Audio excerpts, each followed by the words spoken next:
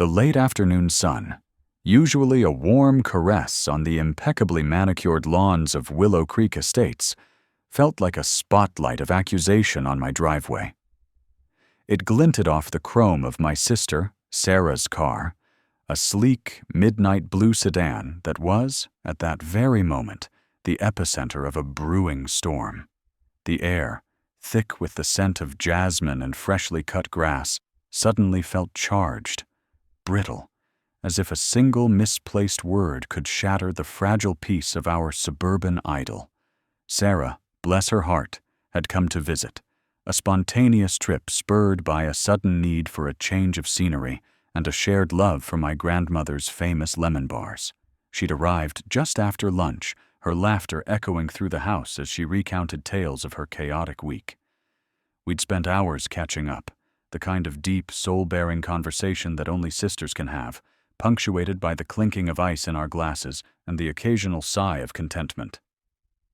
The problem, the only problem, was parking. Our driveway, usually a sanctuary for my own modest hatchback, was now occupied by Sarah's larger vehicle. My own car, a practical but unglamorous compact, was parked neatly on the street, a carefully chosen spot that wouldn't impede any traffic. I'd done my due diligence. I always did. Willow Creek Estates, with its pristine sidewalks, its rows of identical mailboxes, and its pervasive sense of order, had rules. Oh, did it have rules? And the most sacred, the most fiercely guarded, was the parking ordinance. No overnight street parking, the bylaws stated in bold, unforgiving print. All vehicles must be parked in driveways or garages. Vehicles parked on the street between the hours of 10 p.m. and 6 a.m. will be subject to towing at the owner's expense. It was a rule born from a desire for aesthetic uniformity, a yearning for a streetscape devoid of the visual clutter of parked cars. Most residents, myself included, adhered to it religiously. We'd learned to navigate the delicate dance of driveway Tetris, shuffling cars with the precision of a seasoned chess player. But Sarah, a city dweller accustomed to the more forgiving realities of urban parking, hadn't been privy to the intricate, unwritten commandments of Willow Creek. Just for tonight, I'd reassured her, patting her arm as she'd expressed her mild concern. She'll be gone first thing in the morning. Besides, it's not even dark yet. No one will even notice. Famous last words. The first flutter of unease arrived with the setting sun. As the sky bled into hues of orange and purple, casting long, dramatic shadows across the manicured lawns, a sense of heightened awareness settled over me. It was a feeling I'd come to associate with the approaching twilight in Willow Creek. The subtle shift from day to night, from casual observance to vigilant patrol. I was in the kitchen, rinsing out the dessert dishes, when I saw her. A flash of movement at the edge of my peripheral vision, a figure emerging from the dense foliage of Mrs. Gable's prize-winning azaleas. It was Agnes Periwinkle. Agnes. The name itself conjured images of pristine white gloves, perfectly coiffed silver hair, and a gaze that could curdle milk. She was the self-appointed guardian of Willow Creek's bylaws, the undisputed queen of the Homeowners Association, and a woman whose devotion to the rules bordered on the fanatical. Her house, a meticulously maintained colonial, with a perfectly manicured rose garden, was a testament to her unwavering commitment to order. She stood at the end of my driveway, her posture ramrod straight, her eyes sharp like a hawk's, fixed on Sarah's car. Even from inside, I could sense the intensity of her scrutiny, the silent pronouncement of judgment that radiated from her like heat from a furnace. A knot of dread tightened in my stomach. "Oh no," I whispered, my voice barely audible. Sarah, who was perched on the edge of the sofa, a half-eaten lemon bar in her hand, looked up. "What's wrong?" she asked, her brow furrowed. "It's Mrs. Periwinkle," I said, my own brow now creased with worry. "She's looking." Sarah followed my gaze to the window. her eyes widening slightly as she spotted Agnes. "Who's that?" "She's the HOA president," I explained, choosing my words carefully. "She's very particular about the rules." Sarah chuckled, a light, easy sound that did little to dispel my growing anxiety. "Relax. It's just a car. It's not hurting anyone." But in Willow Creek, a car parked in the wrong place was hurting someone. It was hurting the delicate ecosystem of order, the meticulously crafted illusion of perfection. It was a visual affront, a crack in the flawless facade. Agnes remained there for a solid 5 minutes, her gaze unwavering, her expression unreadable. She didn't wave, didn't approach, didn't make a single sound. She simply observed. It was a silent, terrifying power play, a demonstration of her omnipresence. I felt a prickle of sweat on my upper lip. I knew that look. It was the look of a predator spotting its prey. Finally, with a slow, deliberate turn, Agnes began to walk away, her path taking her directly towards the community bulletin board at the entrance to our cul-de-sac. I watched her go, my heart pounding a frantic rhythm against my ribs. The bulletin board. Of course, it was her primary communication channel, her megaphone of disapproval. "I think she's going to post something," I said, my voice strained. Sarah, bless her optimism, just shrugged. "Probably just a flyer for the bake sale. Don't worry about it." But I did worry. I worried about the passive-aggressive notes, the thinly veiled accusations, the subtle but persistent pressure that Agnes could wield with such unnerving efficiency. I knew Sarah was here to relax, not to be subjected to the petty tyrannies of a suburban HOA. As the last vestiges of daylight faded, plunging Willow Creek into its carefully orchestrated nocturnal serenity, a new sound pierced the quiet, the low rumble of an engine, growing steadily louder. It was a tow truck. My blood ran cold. I rushed to the window, my breath catching in my throat. There, illuminated by the harsh glare of the tow truck's headlights, was Agnes, standing beside it, her arms crossed resolutely. And then I saw it, the grim, unmistakable silhouette of a tow truck's hook being maneuvered towards Sarah's car. "No!" I cried out, already moving towards the front door. "No, no, no!" Sarah was right behind me, her eyes wide with disbelief. "What is happening?" "She actually did it," I stammered, fumbling with the doorknob. "She had them towed. Agnes had them towed." The scene that greeted us outside was a tableau of suburban nightmare. The tow truck driver, a burly man with a tired face, was efficiently hooking up Sarah's car. Agnes stood beside him, her expression one of grim satisfaction, a silent testament to her unwavering commitment to the letter of the law. The streetlights cast an eerie glow, highlighting the absurdity of the situation. My guest, my dear sister, had been towed for parking 1 minute too long. The air crackled with tension. The carefully constructed piece of Willow Creek had been shattered, replaced by the raw, jagged edges of injustice. And I, the homeowner, the one who had foolishly assured Sarah that everything would be fine, felt a surge of anger, hot and fierce, rising within me. This wasn't just about a parking ticket. This was about Agnes Periwinkle and her insatiable need to control, to enforce, to exert her petty tyranny over the lives of her neighbors. And I knew, with a certainty that chilled me to the bone, that this was just the beginning. The harsh glare of the tow truck's headlights, a cruel spotlight on our carefully constructed piece, illuminated the grim, unmistakable silhouette of Agnes Periwinkle. Her arms were crossed resolutely across her chest, a posture of unwavering authority that seemed to emanate from her very bones. The burly man with the tired face, his expression a practiced neutrality, efficiently maneuvered the hook beneath Sarah's bumper. It was a silent, terrifying power play, a tableau of suburban nightmare unfolding on our otherwise immaculate street. My blood ran cold, a stark contrast to the heat of my rising anger. Sarah, bless her city-slicker heart, stood frozen in the doorway, her face a mask of bewilderment and dawning horror. "This is insane," I whispered, the words barely audible above the low rumble of the tow truck's engine. "She can't just—" "Oh, she can!"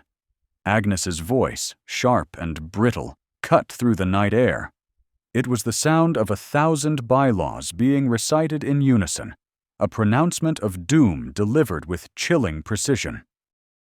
She didn't even glance at me, her gaze fixed on the slow, agonizing ascent of Sarah's car onto the flatbed.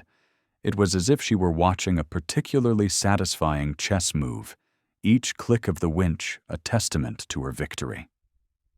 The driver, with a final, almost imperceptible nod to Agnes, climbed into his cab. The engine roared to life, a guttural sound that seemed to mock the quiet serenity Willow Creek Estates prided itself on. As the tow truck began to pull away, its taillights receding into the darkness, Agnes finally turned her piercing gaze upon me. Her eyes, sharp like a hawk's, seemed to bore right through my carefully constructed composure. A thin, humorless smile played on her lips. "A reminder?" she stated, her voice carrying an unnerving sweetness that was far more menacing than any shout, "that the rules are in place for a reason. To maintain the aesthetic uniformity and overall desirability of our community. Unforeseen circumstances, Sarah's spontaneous trip, whatever the excuse, does not exempt anyone from them. The absurdity of the situation, the sheer pettiness of it all, threatened to send me over the edge." Sarah's car, a perfectly ordinary sedan, had been a visual affront, a crack in the flawless facade Agnes so fiercely protected. And the consequence? A tow, a hefty bill, and a sister left stranded in the middle of the night. "Aesthetic uniformity?" I repeated, my voice rising despite my best efforts. "That car was parked for maybe an hour. And it's my sister's! She's visiting!" Agnes's expression remained unreadable, a practiced mask of polite disapproval. "The bylaws are quite clear regarding overnight street parking, regardless of the vehicle's duration or affiliation. Ignorance of the rules is not a defense, dear." She emphasized the "dear" with a subtle curl of her lip, a tiny barb designed to sting. "But it's not even overnight yet," Sarah piped up, her voice trembling slightly. "It's barely past sunset." Agnes merely tilted her head, a subtle gesture that conveyed more condescension than 1,000 words. "The prohibition begins at sundown, a fact clearly stated in the Willow Creek Estates Community Handbook, Section 3, Subsection B, Paragraph 7. I believe you'll find it on the Community Bulletin Board, should you wish to familiarize yourselves with the finer points of our covenant." The Community Bulletin Board. Of course. Agnes's primary communication channel, her megaphone of disapproval. It was a relic of a bygone era, a place where passive-aggressive notes and thinly veiled accusations were pinned for all to see. Now, it was the scene of Agnes's latest triumph. "You know," I said, my voice dangerously low, "there are more important things in life than the precise angle of a parked car, like, say, basic human decency." Agnes's smile didn't waver, but a flicker of something cold and hard passed through her eyes. "Decency, as you call it, is often a subjective interpretation. Order, however, is not. And order is precisely what we strive for here." She paused, letting her words hang in the charged air. I trust this incident will serve as a gentle, yet firm, reminder of the importance of adhering to our shared responsibilities. "Good evening." And with that, she turned and glided back towards her own meticulously maintained colonial, her silver hair gleaming under the streetlights, leaving Sarah and me standing on the curb, the echo of the tow truck's departure and Agnes's chilling pronouncement hanging heavy in the air. "I can't believe that just happened," Sarah whispered, finally finding her voice. She sank onto the bottom step of our porch, her shoulders slumping. "I thought you said Willow Creek was nice." "It is," I said, my jaw tight. "Mostly. But Agnes is something else. She's the self-appointed guardian of this entire neighborhood, and her devotion to the rules borders on the fanatical. I thought Sarah's car would be too minor an infraction, too fleeting, to warrant her attention." I kicked at a loose pebble on the sidewalk, the small gesture a pathetic release for the surge of frustration building inside me. I was wrong. Foolishly. Terrifyingly wrong. "So, what do we do now?" Sarah asked, her voice laced with a weariness that mirrored the burly tow truck driver's. I looked at her, at the genuine distress on her face. The knot of dread that had tightened in my stomach earlier now felt like a cold, hard stone. This wasn't just about a towed car. This was about Agnes, about her insatiable need to control, to enforce her petty tyranny. This was about the carefully crafted illusion of perfection in Willow Creek, and the lengths Agnes would go to preserve it. "We get you home," I said, forcing a lightness into my tone that I didn't feel.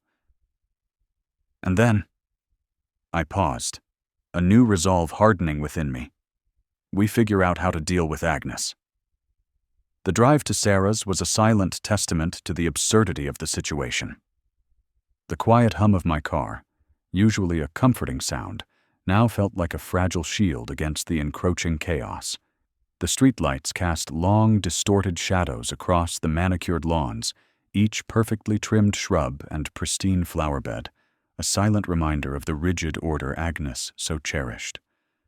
I found myself scanning the windows of every house we passed, half expecting to see Agnes's silhouette, a sentinel keeping watch.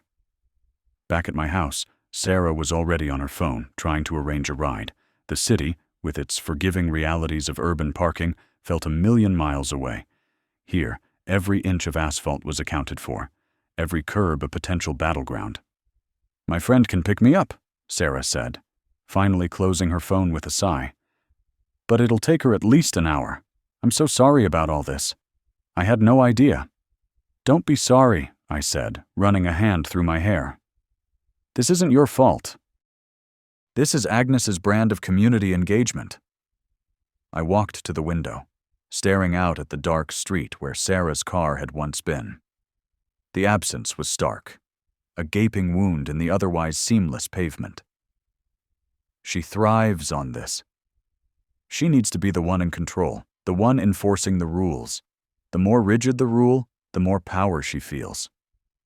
"It's just a car," Sarah said, shaking her head. "It's not the end of the world." "To Agnes it might as well be," I replied, a grim certainty chilling me to the bone. A crack in the flawless facade, and she can't tolerate cracks. The hour that followed was a tense waiting game. We sat in the living room, the silence punctuated by Sarah's occasional sigh and the distant chirping of crickets. I found myself replaying Agnes's words, her smug pronouncements, her unwavering conviction. The raw, jagged edges of injustice felt sharp and unforgiving. I had always considered myself a reasonable person, someone who understood the give and take of community living. But Willow Creek, under Agnes's reign, felt less like a community and more like a meticulously crafted illusion of perfection, maintained by an iron fist. When Sarah's friend finally arrived, a whirlwind of apologies and reassurances, I walked them to the curb. As Sarah hugged me goodbye, I couldn't shake the feeling that this was only the beginning. Agnes Periwinkle, with her hawk-like gaze and her unwavering commitment to order, had declared war, and her first casualty was my sister's car. As I watched Sarah's friend's car pull away, disappearing down the street, I turned back towards my house. The porch light cast a warm, inviting glow, a stark contrast to the cold, calculating gaze of Agnes Periwinkle. I knew, with a certainty that chilled me to the bone, that this was not an isolated incident. Agnes's watchful eyes were always on patrol, her finger always hovering over the phone. My guest had parked 1 minute too long, and the HOA Karen had them towed, and I had a sinking feeling that this was just the first of many petty tyrannies to come. The delicate ecosystem of order in Willow Creek Estates had been disturbed, and the ripples of Agnes's actions were far from over. I had to find a way to push back, to reclaim some semblance of sanity from this suburban dystopia before Agnes Periwinkle declared war on us all for the slightest perceived infraction.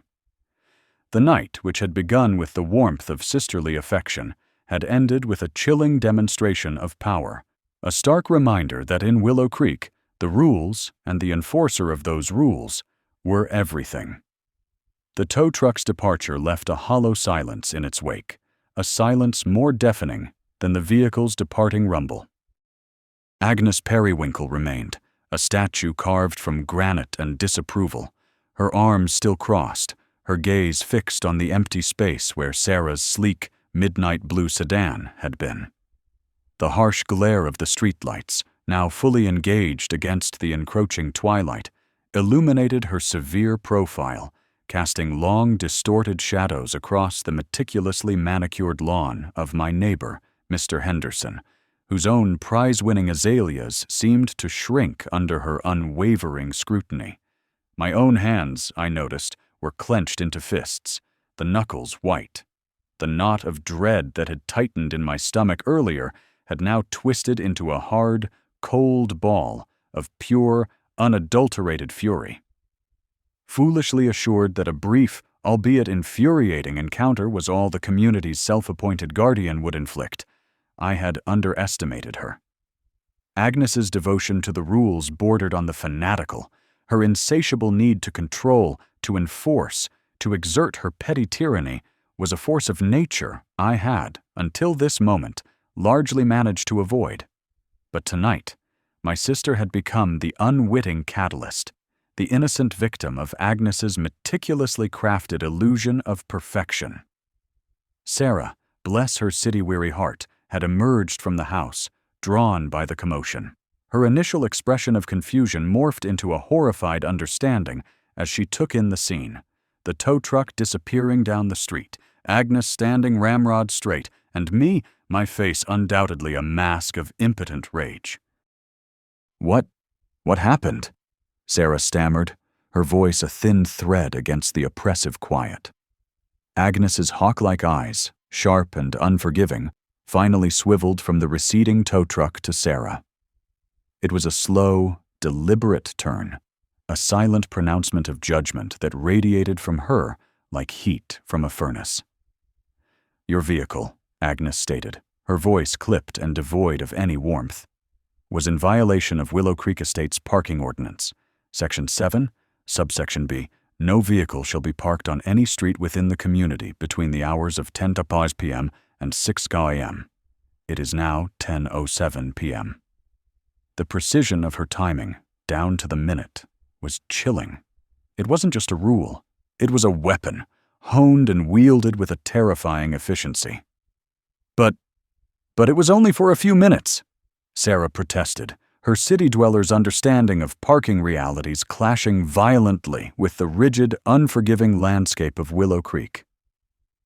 "We just got back from dinner, and I was about to move it into the driveway. There was hardly any room left, and the gate was stuck again." Agnes's expression remained unreadable, a carefully constructed facade of righteous indignation. "The rules are the rules, Ms. Miller. Ignorance of them does not absolve one of responsibility. My duty as president of this HOA is to ensure compliance for the betterment and aesthetic uniformity of our community." Aesthetic uniformity. The phrase hung in the air, heavy with unspoken implications.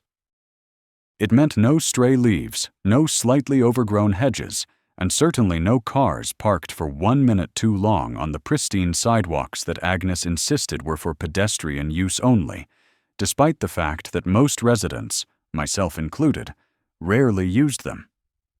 My own anger began to simmer, threatening to boil over. "Agnes," I said, my voice dangerously low, trying to keep the tremor of fury from escaping. "Sarah is my guest. She's here for a visit. We had a chaotic week, and she's exhausted. It was a simple oversight." Agnes's gaze flicked to me, her eyes narrowing slightly. "And your oversight, Ms. Thompson, has now necessitated an action that reflects poorly on the community. This is not the first time parking has been an issue on this street. We have clear guidelines for a reason: to maintain order." Order. Her obsession with order was a suffocating blanket that threatened to smother any semblance of spontaneity or simple human consideration. It was a carefully constructed illusion of perfection, and Sarah's car, parked for a mere 7 minutes past Agnes's arbitrary deadline, was a crack in that flawless facade. "Betterment and aesthetic uniformity?" I repeated, the words tasting like ash in my mouth. "You call having my sister's car towed, leaving her stranded, betterment? You call this order?" Agnes's posture stiffened even further, if that were even possible. "Order is paramount, Ms. Thompson. Without it, this community would descend into chaos. Visual clutter is unacceptable, and parking violations are a significant form of visual clutter." I could feel Sarah's hand tentatively touch my arm, a silent plea for me to de-escalate. But the injustice of it all, the sheer pettiness, was too much. This wasn't about order. It was about Agnes's need for control, her insatiable desire to wield her power, however small, over anyone she deemed a deviation from her rigid standards. "Visual clutter," I scoffed, the sound raw and uncontrolled. "So, my sister's car is visual clutter? What about the overflowing trash cans on Tuesday mornings, or the way Mr. Henderson's lawn gnome collection is slowly migrating closer to the property line?" Agnes's lips thinned into a grim line. "Those are separate matters, and they are being addressed. This, however, was a clear and present violation." She turned her back on me, her gaze sweeping once more down the street, as if expecting another transgression to appear from the shadows. The air between us was thick, charged, and brittle. Sarah, sensing the escalating tension, wisely retreated back towards the house, presumably to begin the arduous process of calling roadside assistance or a very expensive taxi. As I stood there, the streetlights casting an eerie glow on the otherwise tranquil street, a surge of anger, hot and fierce, coursed through me. Agnes Periwinkle, with her perfectly coiffed silver hair and her gaze that could curdle milk, was not just a busybody. She was a tyrant. And tonight, she had crossed a line. The tow truck's departure had been the physical removal of Sarah's car, but it had also been the removal of my complacency. I had always known Agnes was particular. I had heard the whispers, seen the passive-aggressive notes left on mailboxes, the strained smiles at community meetings. But I had never truly witnessed the full, terrifying extent of her power play. The tow truck was a silent testament to her reach, her willingness to escalate even the most minor infraction into a punitive action. I looked at Agnes, still standing vigil, her silhouette a grim, unmistakable shape against the deepening night. The carefully constructed piece of Willow Creek Estates, the one built on manicured lawns and unspoken rules, had been shattered. And in its place, raw, jagged edges of injustice glinted in the artificial light. The incident was more than just an inconvenience. It was a wake-up call. Agnes Periwinkle's reign of terror, her petty tyrannies, were no longer something to be passively endured. The absurdity of the situation, the sheer, unadulterated meanness of it all, ignited a resolve within me that I hadn't known I possessed. As Agnes finally turned to depart, her posture as ramrod straight as ever, I met her gaze. There was no smile, no pleasantry exchanged, just a silent understanding, a promise unspoken. She thought she had won, that she had enforced her will and restored her precious order. But she had made a mistake. She had made me angry. And in Willow Creek, That was a dangerous thing indeed. The next morning, the sun rose on a community that appeared, on the surface, as pristine and orderly as ever. The scent of jasmine and freshly cut grass still hung heavy in the air, the sidewalks gleamed, and the houses stood in their perfect rows. But beneath the veneer of suburban tranquility, something had shifted. The incident with Sarah's car was not an isolated event. It was a spark. I spent the morning on the phone, not with tow companies or car rental agencies, but with neighbors. I called Sarah's friend who lived a few towns over, a seasoned veteran of HOA battles. I called Mrs. Gable from down the street, who had once had a passive-aggressive note about her slightly faded mailbox left on her doorstep. I even hesitantly called Mr. Henderson, whose gnome collection Agnes had clearly been eyeing with suspicion. The initial responses were hesitant, tinged with the same weary resignation I had felt for years. "Oh, Agnes," they'd sigh. "She's just like that." But as I recounted the events of the previous night, the sheer audacity of Agnes's actions, a different tone began to emerge.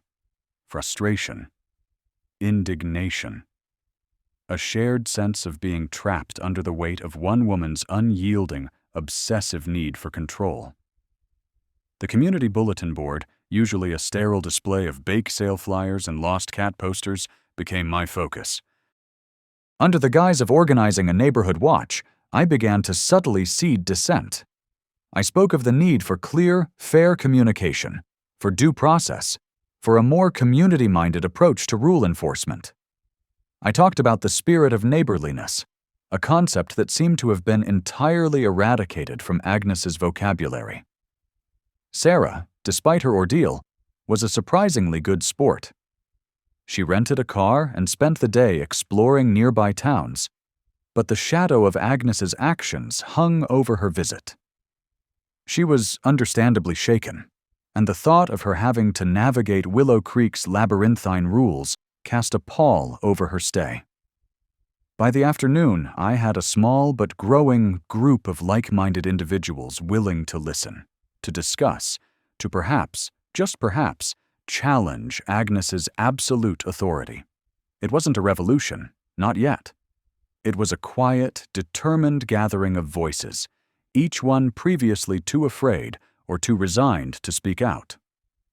We met discreetly, in hushed tones, exchanging stories and strategizing.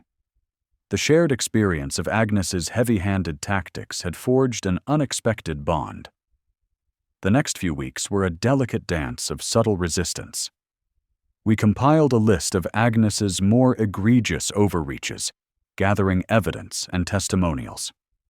We researched the HOA bylaws, looking for loopholes, for mechanisms of accountability that Agnes had so carefully circumvented. We discovered that while Agnes was the president, she was not the sole arbiter of all decisions. There was a board, and there were procedures for challenging her authority. The community bulletin board became a battleground of sorts.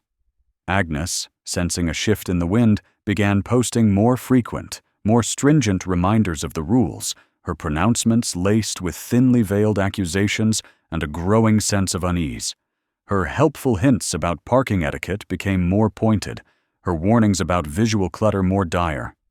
It was clear she felt her control slipping, and she was tightening her grip. Then came the notice, a formal summons to an emergency HOA board meeting, called by Agnes herself, citing urgent matters requiring immediate community attention. The agenda was vague, but we all knew what it was about. It was about us. It was about the burgeoning opposition. And it was about Agnes Periwinkle's determination to crush any dissent before it could truly take root. The carefully orchestrated nocturnal serenity of Willow Creek Estates was about to be pierced, not by a tow truck, but by the escalating conflict that Agnes herself had ignited.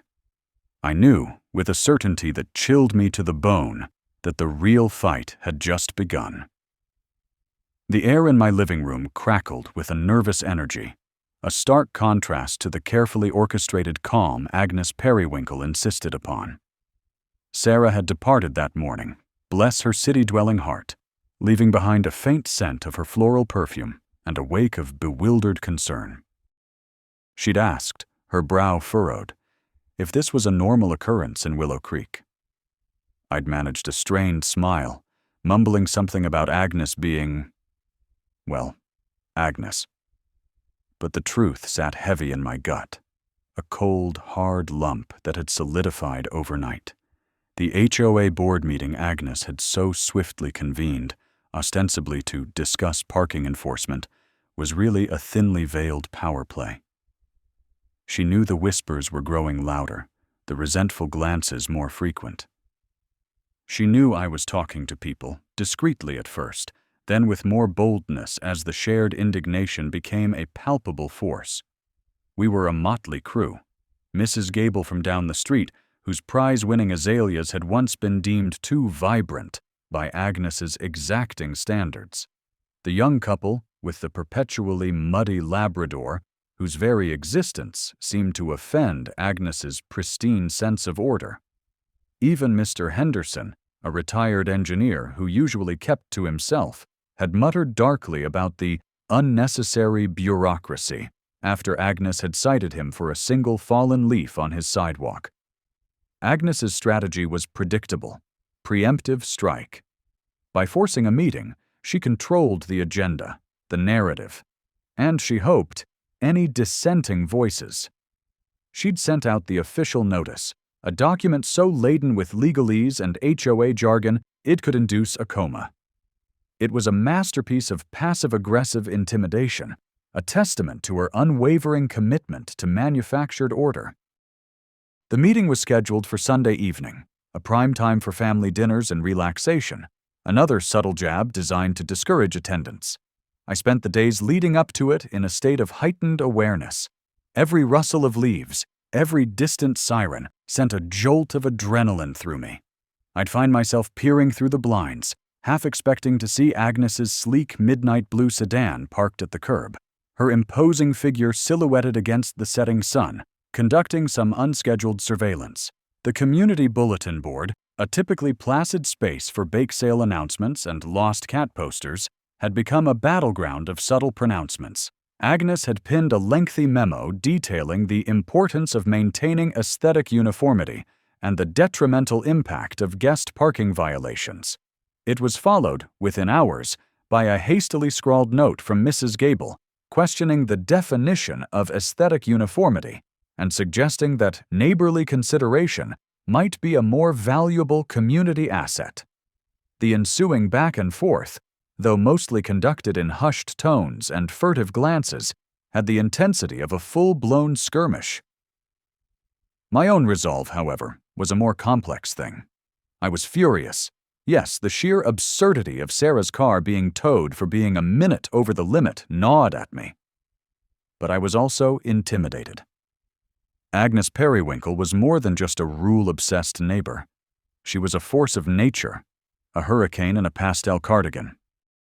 Her pronouncements had the weight of divine law in Willow Creek, and her ability to mobilize the HOA board, a group composed mostly of people who preferred to avoid confrontation, was legendary.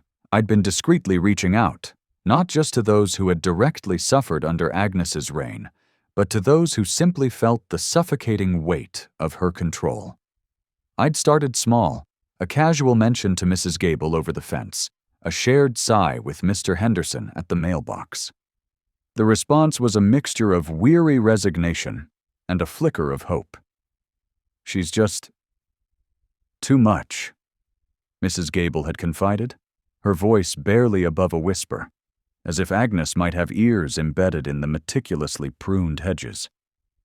"It's supposed to be a neighborhood, not a prison." Mr. Henderson, usually a man of few words, had been surprisingly forthcoming. "It's the principle of the thing," he'd stated, his voice a low rumble that belied his age. "She's created this elaborate system of control, and people are afraid to question it. But fear isn't a sustainable foundation for a community." By the end of the week, a small but determined contingent had pledged to attend the meeting. There were 6 of us in total, including myself, a number Agnes would likely dismiss as insignificant. But we were 6 people who had found our collective voice, amplified by the shared experience of Agnes's petty tyrannies.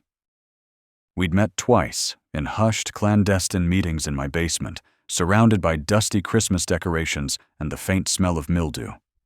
We'd strategized, rehearsed our points, and tried to anticipate Agnes's every move. "We need to be calm," I'd urged, my voice tight with nerves. "We can't let her bait us into an emotional outburst. That's what she wants." "But how do you stay calm when someone has your sister's car towed for being a minute late?" Sarah's experience was the spark that had ignited this rebellion, and the injustice of it still burned. "We focus on the facts," Mr. Henderson had said, his eyes steady. "We present a united front, and we highlight the inconsistencies and the overreach." The night of the meeting arrived, cloaked in a humid summer darkness. The air hung thick and still, the usual symphony of crickets oddly muted. As I pulled into the community center parking lot, a prickle of sweat traced its way down my spine. Agnes's car was already there, a dark, imposing silhouette under the harsh fluorescent lights. The other members of our small group were arriving too, their faces etched with a mixture of apprehension and grim determination. We entered the meeting room, a sterile space usually reserved for yoga classes and book club discussions. Agnes was already at the head of the table, perched on her usual high-backed chair, radiating an aura of self-importance. Her silver hair was impeccably coiffed, her pastel blouse crisp and wrinkle-free. Beside her sat Brenda, her loyal lieutenant on the board, a woman whose primary contribution seemed to be nodding in agreement with everything Agnes said. The rest of the board members, a collection of mild-mannered individuals, occupied the remaining seats, their expressions a study in practiced neutrality. Agnes began the meeting with her usual preamble, a saccharine recitation of Willow Creek's supposed virtues, its beauty, its tranquility, its unparalleled sense of community. But her words felt hollow, a carefully crafted illusion of perfection that was rapidly crumbling. Then she cleared her throat, her gaze sweeping across the room, landing on each of us with a sharp, almost predatory intensity. "As you all know," she began, her voice smooth as polished marble, "we are here tonight to discuss the vital matter of parking enforcement. Recent events have highlighted certain lapses in adherence to our established guidelines." Her eyes lingered on me for a fraction of a second too long. "It is imperative that we reinforce our commitment to these rules, not only for the sake of order, but for the preservation of the aesthetic integrity of Willow Creek Estates." She then launched into a detailed and, frankly, tedious recitation of the parking ordinance, emphasizing the precise hours of enforcement and the severe consequences of violation. She spoke of visual clutter and unauthorized street parking as if they were existential threats to our very way of life. Brenda nodded vigorously, a faint, almost imperceptible smile playing on her lips. When Agnes finally paused, expecting a chorus of agreement, Mr. Henderson cleared his throat. "Agnes," he began, his voice calm and measured. "While I understand the need for rules, I believe we need to consider the spirit of those rules, not just the letter. My neighbor's sister was visiting. She was here for a family event. To have her car towed, mere minutes after the designated time, seems excessive." The room fell silent. Brenda's head snapped up, her expression shifting from placid agreement to sharp disapproval. Agnes, however, remained perfectly still, her gaze unwavering, her expression unreadable. It was a silent, terrifying power play, a demonstration of her unwavering control. "Mr. Henderson," she replied, her voice dangerously soft. "The rules are the rules. They were established for a reason. If we begin to make exceptions, where does it end?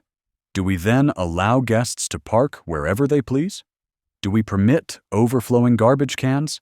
Do we ignore overgrown lawns? This is not about being punitive. It is about maintaining the standards that make Willow Creek so desirable. It was my turn. I took a deep breath, the carefully rehearsed words feeling fragile in my mouth. "Agnes," I said, trying to keep my voice steady. "The issue isn't just about the rule itself, but about the way it was enforced. There was no warning, no attempt to contact the owner. It was immediate towing, a punitive action taken in the dead of night. My sister was visiting. She had no way of knowing the specific intricacies of Willow Creek's parking laws. Is there no room for neighborly discretion? For a simple courtesy call?" Agnes's lips thinned.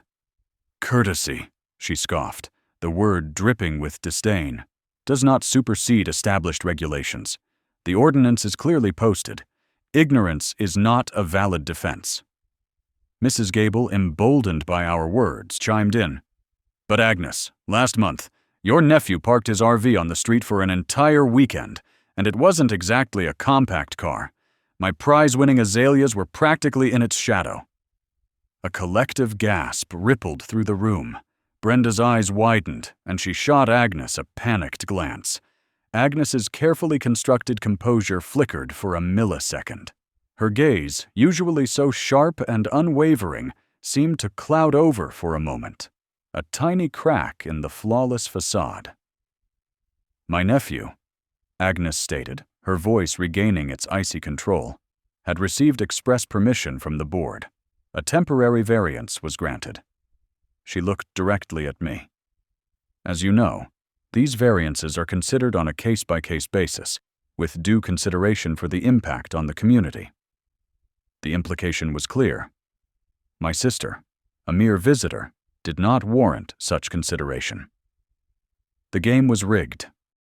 Agnes had created a system where she was both judge and jury, with the power to grant exceptions to herself and her allies, while rigidly enforcing the rules upon everyone else.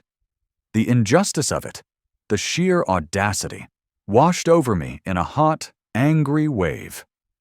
The meeting continued in this vein, a frustrating exchange of Agnes's unwavering pronouncements and our increasingly desperate attempts to introduce reason and fairness. We presented data on other HOAs, highlighting more community-friendly approaches to parking. We proposed a grace period for first-time offenders. We even suggested a community-wide forum to discuss parking concerns collaboratively. Each proposal was met with Agnes's dismissive pronouncements, her